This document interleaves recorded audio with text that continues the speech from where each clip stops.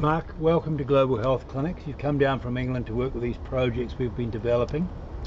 It's gone quite well so far. You've been doing the live and dry blood analysis, your conductivity tests and whatnot.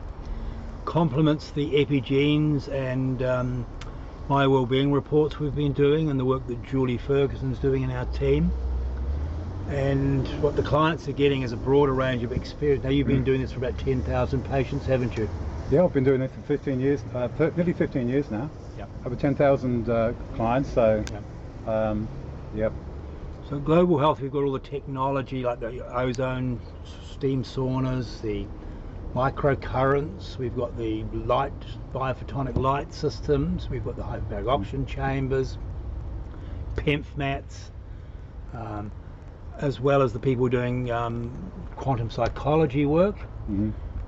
But the key to a lot of well-being, and this is the thing I really want to emphasize for our audience, is that it's not that difficult to be well when you follow some tried and proven protocols. These have been around for thousands of years, a lot of these protocols.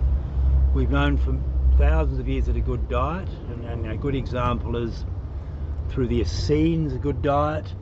We know that through multiple cultures, the Egyptians focused on a good diet, the Greeks focused on a good diet, and even today the Mediterranean diet's highly esteemed around the world. Mm-hmm. But it's the analytics that make such a big difference, because a lot of people don't know why they're not feeling well. Like if you look at some of the statistics at the moment, a lot of diseases are up by, at least 100 times what they were 30 years ago. Things like bipolar, things like ADHD, a lot of the anxiety conditions, chronic fatigue. People are trying to get help for this. They're trying to get funded help. It's not working for them. They start reaching out. They come to places like ours. We normally believe we can get results in 2 to 4 weeks with most people. Mm-hmm. If we haven't got results, if people aren't noticing the difference within a week, I'm starting to think, okay, what more could we have done? But we approach everything from a whole person, whole systems approach, don't we? We're not just looking at the nutrition. We're not just looking at the psychology. We're not just looking at the emotions. We're looking at the whole person. Exercise, lifestyle. It's very much around lifestyle medicine, isn't it?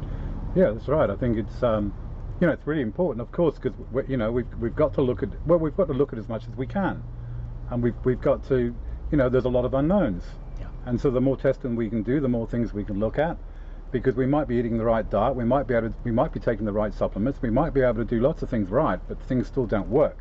And I guess it's quite obviously it's very important that we find out why they're not working.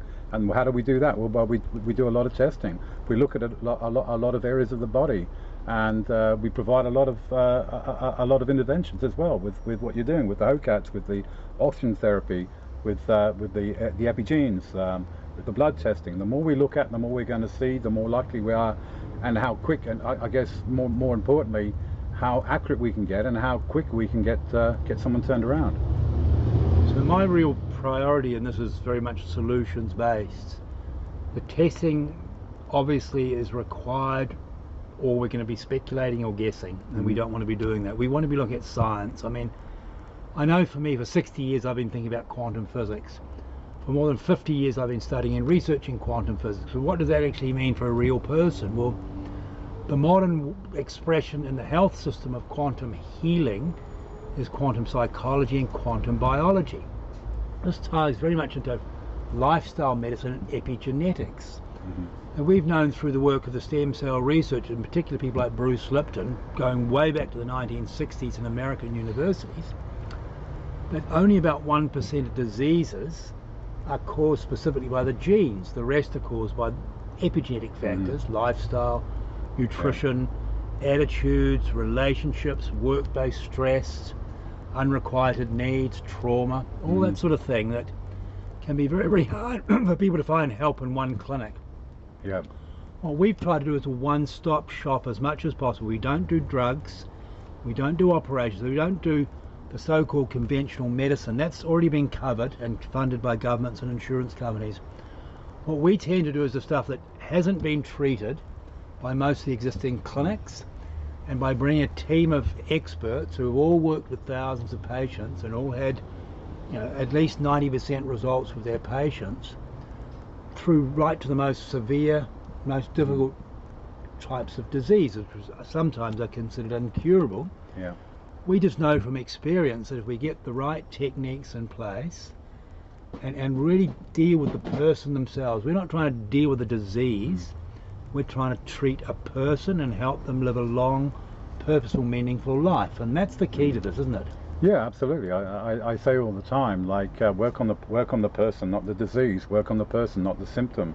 Yeah. And I guess to also to appreciate and be mindful that we're all biologically unique as well. Yes. We all have a different makeup. We could have 10 people lined up with say for instance liver cancer, but the structure to that liver cancer can be different for each one, and that could be internal, it can be external. So what do we need to look at? We need to look at internal, we need to look at external, we need to obviously be very mindful of the emotional, the mental, the mental health as well, and balance, because it's all important, it's all contributing.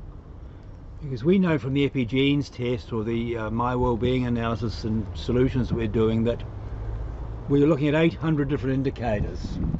So there'll be 94 indicators involving the metabolism, over 50 involving the immune system, over 30 involving the circulation and the cardiovascular implications, and over 30 involving gut and intestines. And we'll be looking at things like the hormones, we'll be looking at things like the adrenal system.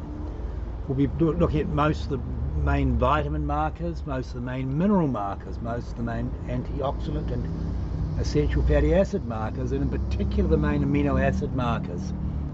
And this is something that seems to escape the minds of most people, the importance of not just of protein, but the right amino acids and good quality protein.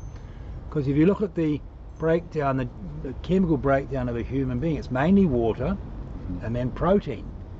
If you look at the plant, these plants behind us now, they're mainly water and sugar. In other words, if you want to live like a plant, don't do protein and don't digest it properly. If you want to live like a human, you need plenty of good protein and you digest it, and that's going to help your muscles, your DNA, your nervous system, and help to build good quality hormones.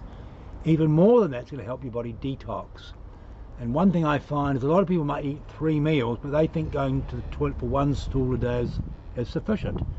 Yes, it's regular, but it means they're building slowly a build-up of toxic bio-waste in their system. Because if you look at the thing about bio-waste, if your heart's beating an average of 100,000 times a day, pushing blood through an average of about 130,000 kilometres of blood vessels, a lot can go wrong. You've got a swimming pool's worth of blood a day going through your body, and you're trying to feed, well, you've got say 25 to 35 trillion red blood cells, and you try to feed tens of trillions of other cells with this blood, these nutrients.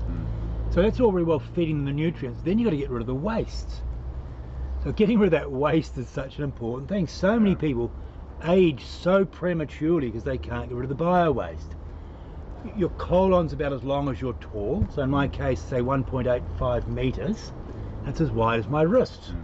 But if you were to build over 5 kilograms of stools inside your colon, that slowly building up, that's starting to solidify, and you're not going to the toilet 3 times a day on average, it's going to start causing, you're probably going to start backing up. So the cells aren't able to clean out their bio-waste. Now again, going back to these cells, people don't understand that you've got hundreds of thousands of millions of new cells growing every day. You want these to be fresh, vitalized cells, and then you need to get rid of the old cells, clean them out, flush them out of your system. In some case, so how do we eliminate? Mainly by going to the toilet. Breathing properly, which most people don't breathe. I have often struggled with my breathing under stress, and also sweating. So again, exercise and saunas, excellent for sweating. Yeah, I think this also highlights the importance of not only looking at the really detailed biochemical structure, but also the very basic fundamentals. Now we're talking about detoxing. We're talking about how do we get nutrition into the cells? How do we get toxins out of the cells? How do we get flow in the body? And if we're not even hydrating properly in the first place, and I think we've got to be really mindful that we've got to make sure we address the fundamentals, making sure, and the, two of the key fundamentals is do we have enough hydration? because we don't have enough hydration, we can't get nutrition in the cells, we can't get toxins out, and biochemistry doesn't happen unless we have hydration. And I think we're electrical chemical beings, so electrical circuitry, we're electrical beings, so we need to be mindful that we need to ground. We need to do earthing, we need to do grounding. So those two fundamental, I guess, areas alone will start to then open up pathways for all these other things to happen more efficiently. Even more than electrical beings, we are biophotonic beings. And you and I have seen quite a bit of sun this summer, whether it's going to the beach, hiking, bike riding, watching sport. One single healthy cell is emitting 100,000 photons a second. Now, what's a photon? It's a tiny little thing like an electron is, but when they start to build up, these are energy. Einstein wrote a theory, E equals mc squared, nearly 120 years ago. To this day, almost nobody understands it. They don't understand the implications for health. They've studied photosynthesis as a 10-year-old at school, but they don't understand the implications of photosynthesis for their own health and the value of sunlight. So research has been around for a long decades now about how light can kill cancer, for example. So that's been around. Fritz Popp has done that research a long time ago. But light is so important. We literally photosynthesize. Enlightenment, which many people through yoga and qigong or spiritual practice are looking to improve their capability to enlighten, is literally a physiological implication. Our DNA literally absorbs light particles, and once it's saturated, physiologically that means we are enlightened. Now we've got, obviously our eyes are relying on light, and there are people who've lived for hundreds of days without food, but they can't live without food and light. So they've trained themselves through various yoga techniques to take light in early in the day, and I know you go down and watch the sunrise a lot in the morning. First 10 minutes of the day when the sun's not going to burn your eyes, and you take light from the sun directly into your eyes, and that can start to feed your body photosynthetically directly without having to take light through food. Now, I've got an apple in the kitchen there. It's been there for ages. It's gone from being a beautiful fresh red apple to turning brown. It's an example. It's lost a lot of its light. If I cut it open, it wouldn't have the same colour and texture as a fresh apple. So you only have to look at a spinach leaf, apple, anything, any type of food, fruit and vegetable. It starts to wither and loses electrons and loses light. So obviously, as you talked about earthing being important, you and I both sitting outside in a beautiful environment, but it's a busy street out there, but we could just as easily be in the country, and the ground that our feet are connecting to has been hit by lightning on and off over the years, and it's got an electrical charge, and that's going up through our bones and our legs, up into our hips, across our pelvis and up our central nervous system, feeding our brain. Now, how easy is that? When I was a kid, we would have leather soles in our shoes, or we'd wear bare feet. Now people hardly ever wear bare feet, and they're wearing rubber and plastic. So there's no way they can get that conductivity from the earth up into their brain. Isn't an accident ADHD and anxiety and all these neurological related diseases that affect people's, not only their brain health, their mental health and their emotional health and their vitality? We have, as a species, we are so well developed as a being with such great DNA, such great capabilities, but we're not living the lifestyle. We're not teaching people the science that would make it so easy for them to wake up in the morning, feel confident they're going to have a good day. They're going to have the right food because they know what to eat, because they've had the right advice. They're going to breathe in a certain way because they've learned how to do this. They're going to get some grounding, as you very rightly said. They're going to get some sunlight. And we've converted this natural life that we inherited into something very artificial and synthetic.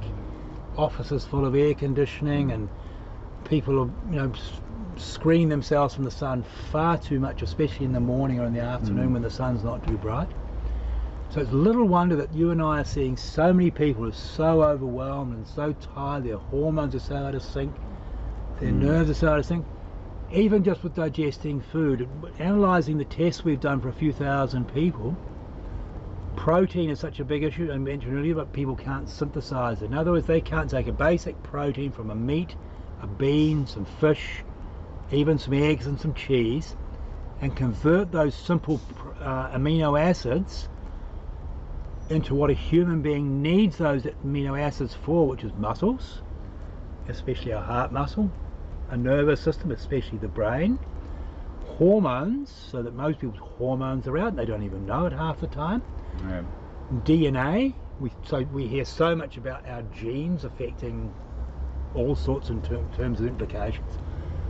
All of these are relying on the synthesis of protein from very simple biology, simple plant biology, nut or seed or legume, or simple animal biology. A cow, how can a cow possibly have a brain like a human being? But for you to convert that amino acid from a cow into a human brain, you've got to synthesize it properly. In other words, you need the right enzymes. Now, most people that we tested have a problem with protein synthesis. They have a problem with fatty acid metabolism, so again, they can't convert the fatty acids from the food they eat into hormones and to line the cell membranes of all their cells and to keep the brain fed with good quality oil, which it has to, or fatty acid, which it has to have. Yeah. Every blood cell should have a lining of a small coating of a fatty acid. And if we can't metabolize those fatty acids, we're in trouble, aren't we? Yeah, well, I was just going to say, I mean, I guess out of all the, the thousands of people that I've tested, I would say poor protein digestion is one of the big ones. Gallbladder health and liver health is another big one. So we're not getting the protein, we're not getting the fats, and we're not getting protein and fats, we're not even getting the basic building blocks to life. And very, very common. Of course, there are a lot of variables and maybe a lot of structures behind why that is not happening. We've got to dig that, we've got to find that, we've got to correct that. But absolutely, poor hydration, poor protein digestion, poor fat assimilation, and we've got how many trillions of cells in our body that all require those fats. You can imagine just a tiny micro deficiency of lipids, times that by 30, 40, 50 trillion, you've got a big problem. And you haven't earthed, and you haven't breathed properly, and you haven't had some sunlight. Now, these are not expensive. This is not, oh God, I'm up for a $50,000 bill. And I have people come into my office all the time in tears. I've dealt with clients that their insurance company or the government has spent over $1 million on one person in 9 months, and then says, sorry, there's nothing we can do, you're going to die. Now, we would then take a live blood test, and Mark, who's done so much work with blood, usually dry blood, but we also do the live blood. A live blood cell should look like a grape. So many people's cells, because they've lost what we're talking about now, a lot of the protein profile, and the fatty acids, they end up like raisins. So raisins sticky with sugar. In other words, it's got the carbohydrates and the sugar in it. It doesn't have the protein and the oil. So we know that a grape, which can be, you can get oil from a grape, becomes a raisin once it starts to decompose. And our blood cells do a similar sort of thing. So if you try pumping raisins through your body, trying to feed cells with raisins, which have to travel nearly 1 million kilometers in a single day, you're in trouble. You're going to be very tired, and your cells are going to be tired, your heart's going to be tired. There's no way that's going to work. Now, some of these people that come to us who they've spent hundreds of thousands of dollars on in just the same year, people with very serious diseases, that's just what their blood looks like. Now, we know if we just use conventional methods like the nutritional stuff, we can get an improvement in 2 to 4 to 6 weeks. When we start to use the quantum healing systems that we use, we can see a change inside an hour. And sometimes we only do 20 minutes of quantum healing, and the change in their blood cells is dramatic. The problem with that, and it's only a tiny problem, is people need to learn to maintain this. We can change their blood incredibly quickly, but they've got to learn to maintain that blood. It's not a case of, okay, we'll come along and we'll do some quick fixes on you. That's not what we do. We'll show you how to get well, we'll show you how to maintain it, but you're the one who has to go away and decide, I want to be well, I want to be strong, I want to be resilient, I want good quality relationships, I want a good job and a good vocation, I want healthy family and friends, I want to live in a good community, I want to help grow a good community and grow a good world. Because we definitely know how to help you build the building blocks for that and build ladders and stairs for that. We've got all the tools to that. So what we've been doing lately, and Mark and some of our team, Lisa who works here, ex-nurse and school teacher, we're starting to build these subscription-based programs for groups. Well, you know, this is what I'm going to pay every week, like a gym subscription, and you just through a direct debit, you just pay a subscription, and we will give you a lot of tools and resources rather than having to be one-to-one, because much of what we talk about up until now is one-to-one treatments, and we definitely know from the 90+% success rate we have with people that we can get them to a certain stage very quickly. We don't know how much that's going to cost because it's personalised. But for the ones who are ready for it to say, yeah, I make a commitment to my health, I'm not waiting for the doctor to heal me, I'm not waiting for you guys to constantly keep me well for the next 20 or 30 or 40 years, I'm going to be participating in this. These group and subscription programs, and Mark's been trialling and developing his, and so have we. This is how much I'm going to invest in myself, just like in a gym membership. Now some people pay $100 a week with a personal trainer and stuff like that, and some people just want to go in there and use the sauna and push a few weights.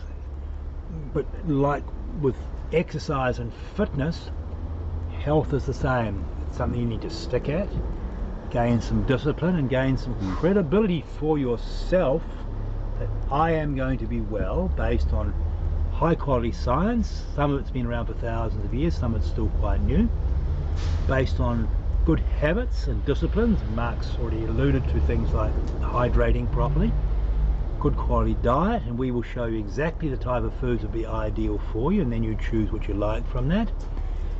Good quality relationships, well that's one that's very hard for a lot of people because they tend not to have a EQ that's been trained and developed while they're at school. If they come from a good family and they're lucky enough to have a family that teaches them that stuff, they'll have a higher EQ. But we know a lot of health ties into EQ. There's plenty of people with a high IQ who are an absolute disaster when it comes to their health. So EQ relates to how we manage our emotions and how we manage our relationships. And everybody knows from emotional stress how it affects our heart. Well, it's not an accident that heart disease is such a big factor in today's health statistics. And it's not just like we talked about earlier on that blood's not so healthy. It's not just that the blood vessels aren't healthy. It's a lot of emotional disengagement in our community where people don't look after each other very well. They don't look after themselves. If you don't look after yourself very well, how can you possibly look after other people very well? So an analogy I use for a lot of people, in the aeroplane they say put your own life jacket on before you put your kids on. It's the same with your health. When you're healthy, you can be so much bigger, you can make so much bigger contribution to the world, to your family, to your community, to your workplace, or even just your leisure in the gym or in sports clubs or stuff like that. So there is no high limit on health. There's definitely a low limit, and we all know what that is. But I would estimate most people who come to see us are running at about 30% of what would be just a natural optimum level for them. I'm not talking about extreme Novak Djokovic and LeBron James. I'm just talking about day-to-day optimizing. So they're like in a jet stream, just gliding energy efficiently through life with just good habits. And this is the stuff that I really like to do most of all. Obviously some will come where they are and they might not be at all well. Getting them into that jet stream so they can just cruise through life a bit more and maintain it. And we've got clients in their 90s who come to us with things like cancer and really hard to treat cancer. We've helped them get well, and they've come every month, get tested every 2 or 3 months, and just maintain a discipline. Now, these are people who've usually had wives die, they've had kids die, they've lived long enough to realise the value of investment in themselves. And I think that's the thing that it's so much easier our job when people say, yep, I'm going to invest in myself, I invest in a car, I invest in a house, I invest in food. I'm going to invest in myself, not to be selfish, to be selfless, because healthy people make such a big difference in a society to motivate a society to be a better society. Yeah. I think that highlights, you know, we're talking about the subscription and having some ongoing support and guidance, and to build some habits. And I think, you know, one of the biggest problems I see with a lot of my clients is inconsistency and lack of discipline, and because we're trying to do everything on our own. And I think you know, with our subscriptions based program, we're going to be bringing more people together, and we're going to be part of a group, and we're going to have that support, and we're going to have that guidance, and we're going to have accountability as well. And I think it's really important that we need to start building some consistency, because this is all about being consistent, because the body doesn't like inconsistency, it likes consistency and discipline, and that's quite difficult to build on your own. And I think that's one of the great benefits of this new program we're talking about, is to help build that consistency, to help build that discipline. Support and then groups. We build this habit, and then it becomes second nature. Then we don't have to think about it anymore, because it becomes an unconscious thing. That's right. And that's what we're trying to do. We know that about 95% of the brain activity is subconscious. The average person who's learned to drive a car, they're not thinking about driving their car, they're just driving it. They're not thinking about walking or talking, they just do it. But we all know, all of us who've got children or grandchildren know, learning to walk is a bit of a tricky thing for a while. There's a lot of falling over. Learning to cross a busy road is a tricky thing. You know, would I trust one of my young grandchildren to cross that road? You bet. Not until they're about 12 years old would I let them cross a busy road or want them to do that. And I've seen highly intelligent 8-year-old kids pretty much walk in front of a car because they're not even thinking and concentrating. So that's because their subconscious mind hasn't been trained in road safety. They're highly articulate, they're clever, they're capable of so many different things, but their subconscious has not been trained to do something as important as cross a busy road. Now, life's about crossing all these roads. Life's about navigating journeys that can often be complex. So the key to this, as Mark has very rightly said about consistency, start to train the mind, to train the brain, to store these habits and just copy paste, like driving a car, like walking and talking, even skipping once you know how to skip. And your brain just knows how to copy paste. It does that incredibly well. It's doing about 3 million computations simultaneously. That's how busy your brain is. But what you want it mainly doing is the most important stuff. What's the most important thing in my life? And if you don't have health in your top 3 to 5 values, there's no way you're going to be healthy. You've got to put that high up in your value set and maintain it there. And once we understand how our mind works, because all of us have got habits, good and less good, all of us have addictions, good and less good. The addictions we want is, I'm addicted to wanting to be well, and make that your addiction. I'm addicting to wanting to be successful with my lifestyle and my relationships. Make that an addiction, so you just automatically reach for that as your autopilot. Not I'm reaching for a cigarette, or I'm reaching for the 7th glass of wine for the night, which we would say that's an addiction. Let's use the same faculties of the brain that lead to addictions and unhealthy things, and turn that into solid good habits, like Mark said, consistency. I think day also in, day out, we do things that are good for us and good for the community. I think also, yeah, I mean, because one of the things I hear often is and I know a lot of clients that I work with, that they're in a lot of trouble because they're so stressed about what they should or shouldn't be doing, because they're trying to think of every little bit, every little thing they do. And that's where we need to build that consistency, so we don't have that environment where we're quite stressed. All we're thinking about is our health and what we need to do, and how many milligrams of this, and how do I need to do this, and do I need to do that. It's really important to be able to relieve the body of that stress, because of course that stress is also then compromising the health on top of everything. So that consistency just helps take that away, so you wake up and you get on and you enjoy life without constantly thinking and worrying about what I should or shouldn't be doing. It should be something that comes naturally, subconsciously, and we just get on and have a proper life. And what we do with our, for example, our Epigenes or My Wellbeing analysis, we give you a written plan. These are the foods we want you to eat, and this is why. These are the foods we want you to avoid, because these foods are going to drain your energy levels. These are the supplements we might be recommending for you, and this is why, because you, for example, your energy levels might be, your ATP levels might be too low, or you're not synthesizing protein and metabolizing fatty acids, or you're low in B6 and B3 and B9. Well, we would give you one product to cover all those, but we could probably put some vitamin C into that package. You know, either multivitamin, multi-amino, or multivitamin or multi-mineral, or alternatively a multi-amino. In other words, a really good quality protein powder with the right protein ingredients.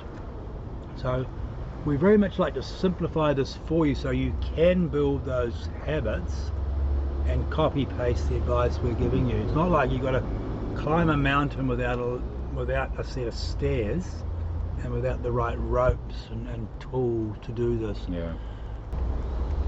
So Mark, let's talk a little bit more about the dried blood analysis, because currently people can do this in Australia, England and New Zealand, can't they? Easily. Yes. So that means anybody living in those countries can get a sample kit sent out to them. It's a small pinprick on the finger, like a diabetic pinprick. Yeah. Virtually pain-free. Post the kit back. Our labs will analyze the blood, save that blood onto a screen, and then we can run a Zoom type consultation in those 3 countries. Well, essentially we can do it from anywhere in the world. We just need to send the sample kits just need to be sent to a different country. We can do that. I've been doing dry blood assessments for people all over the world for the last 10 years. So, okay. But they would need to go back to a lab either in yeah, absolutely. Okay. So they go back to either the USA, the UK, Australia, or New Zealand, because we have people in those countries that will then take those, send the kits out, get them back, and actually do the imaging, and then we get the images, and then we do the assessment and actually do the consultation. Right. Then we can do the Epigenes analysis, Australia, New Zealand, and England currently easily, and that will give them a written report that will cross-reference the blood work, foods to eat, foods to avoid, really simplify the journey. And both of us have worked with over 10,000 patients and very high success rate. The background for us both getting involved was family members getting sick, wasn't it? You know, in both cases we had wives who died. In my case there were a lot of children involved, and it's like the vulnerability that affected my health, and I think it affected your health quite severely, didn't it? Yeah, we both lost very much loved ones to cancer, and that's I think that's a big provides a big motivation for both of us to push forward with this and do what we can to ensure that other people don't have to go through the same problem. Because it's devastating, not only of course because if someone's lost their life, but also for everybody else and the family and the trauma, and then that can then manifest into other problems. It's like it's such a big deal, and of course with things like cancer, not only of course do we have there are lots of natural ways to deal with cancer, but there's also lots of natural ways to prevent cancer in the first place, and I think there really needs to be a big focus on that. So we don't want to get into cancer politics on this, because that's a real minefield. My theme, let's prevent most of the disease that people get stressed about. But again, the fact that we have both gone through severe life-threatening health conditions ourselves and watched people inside our family, whether it's parents, in my case I've had in-laws, and a lot of my in-laws, some as young as 33, several under the age of 41. There's been several mothers in my direct network involving my children and grandchildren who have died before the age of 41.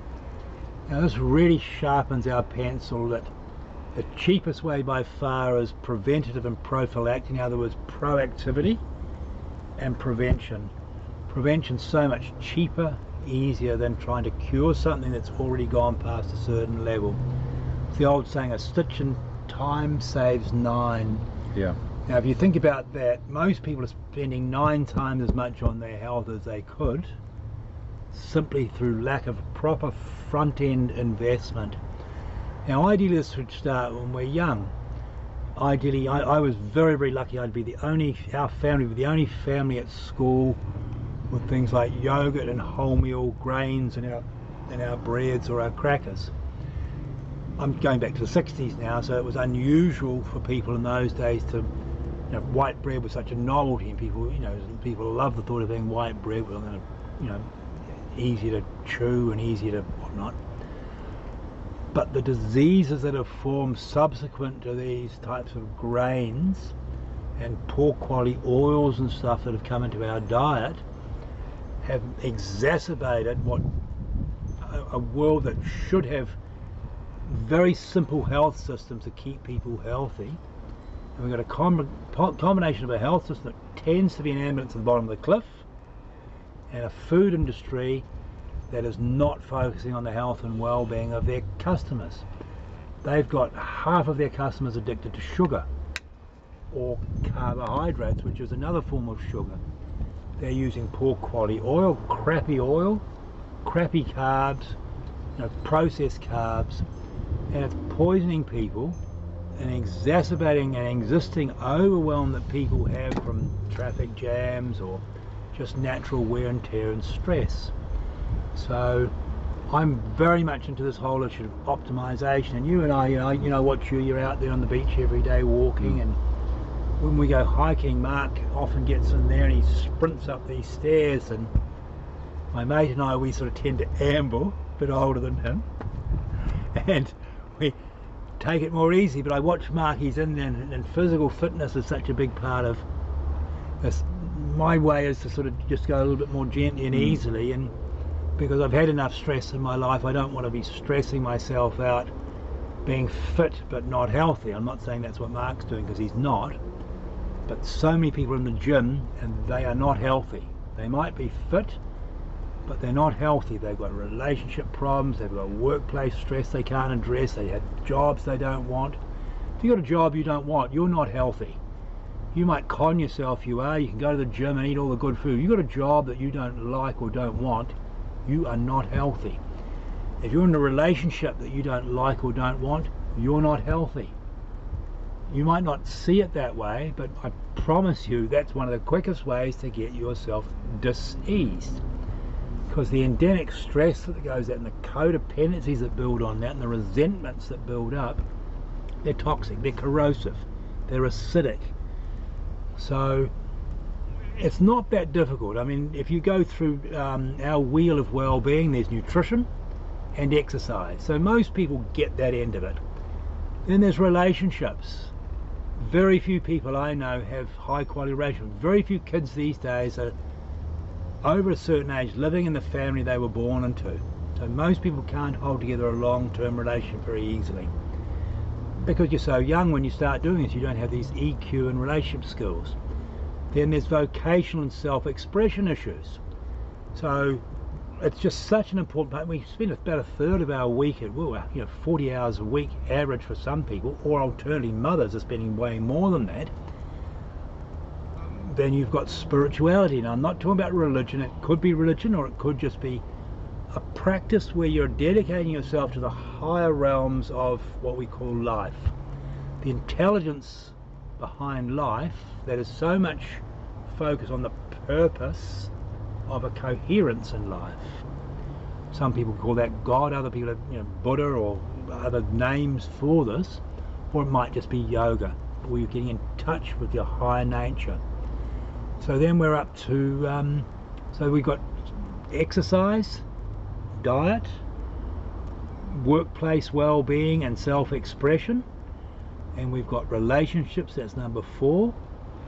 We've got spirituality, number 5. What else is there, Mark? Well, I mean, I mean, what we're talking about is a truly holistic perspective. Whole system. Everything inside of us and everything outside of us. From the minute we wake up in the morning to what we're thinking, to what we're doing, what we're eating, what we're drinking, who we're with, our jobs, the environment we're living in all has a big impact. So we're not just, of course, not just focusing on what we're eating, not just focusing on our digestion, but internal and external environment is everything. So it's everything. We a truly holistic perspective that we've really got to have in balance, for sure. And going back to that spirituality, it's that whole thing of a mindful approach. We know with the blood before and after that we mark with mindfulness the enormous change in the cellular structure of the blood and the flow of the blood, the ability of the blood to flow from your top of your head down to tips of your toes and to your fingers. So many people as they age, they're circulating, even young people, they can't circulate, they've got cold hands and feet, cold feet, swollen ankles, brain not working properly because they can't circulate. Their body's not the right temperature. And so again, this issue of health, it's so multifaceted, but the body is so well designed. You might say it's creative, you might say it's evolved. I don't really mind which way you look to view this. You've inherited something that's so special, you just have to learn how to use it, just like a car. You can take an extremely expensive car and put it into a wall in no time at all, and it's not much value anymore for a while. You can flatten 2 tires and you're not going to be able to drive it. You can run out of petrol, you can run out of oil. Your body's like the car, you have to look after it with coherence and a sense of purpose and steer in the right direction, indicate when you're changing so other people know how you're wanting to live, and nurture both the car and the driver. In other words, the real you's the driver and your body's the car. So maintain the car and maintain the real you. Keep your emotions healthy, keep your mind healthy, and keep some sort of focus on the higher purposes of life, which is around a coherent society, a coherent nation, a coherent family, and a coherent health of your own. Yeah, I think that's a wrap. That's a wrap. Looking forward to helping if you feel like coming to see us.